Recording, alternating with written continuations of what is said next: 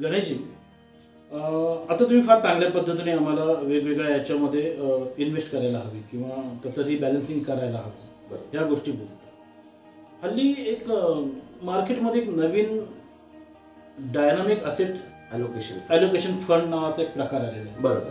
तर हा नेमका काय प्रकार आहे याच्याबद्दल जरा आम्हाला थोडक्यात आमच्या सर्व प्रेक्षकांना जरा माहिती दिली तर बरं होईल. नक्कीच नक्कीच.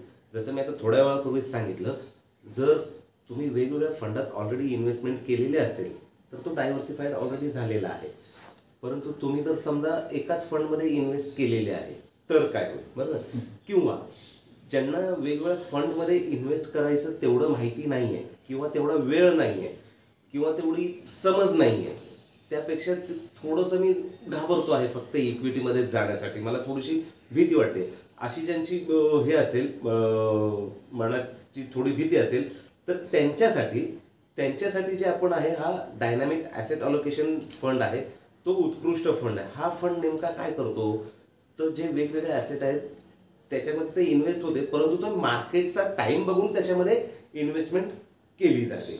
तर ज्यांना अगदीच भीती वाटत असेल की मला इक्विटीची भीती वाटते आहे, मला पूर्ण इक्विटीमध्ये नाही जायचं आहे, परंतु मला डेटचा पण पोर्शन हवा आहे, तर त्यांच्यासाठी डायनामिक ॲसेट ॲलोकेशन फंड जो आहे हा खूप उपयुक्त ठरू शकतो. कारण याच्यामध्ये फंड मॅनेजर ठरवतात मार्केटची आत्ताची पोझिशन काय आहे, त्यानुसार त्यांचा इन्व्हेस्टमेंटचा जो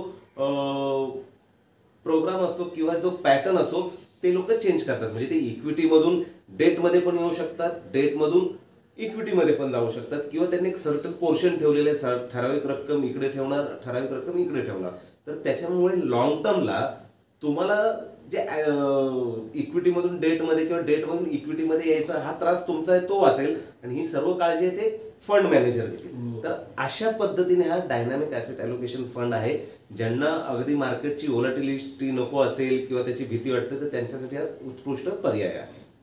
तर लक्षात येताना मंडळी तुमच्या की कोणासाठी हा उत्कृष्ट पर्याय असू द्या.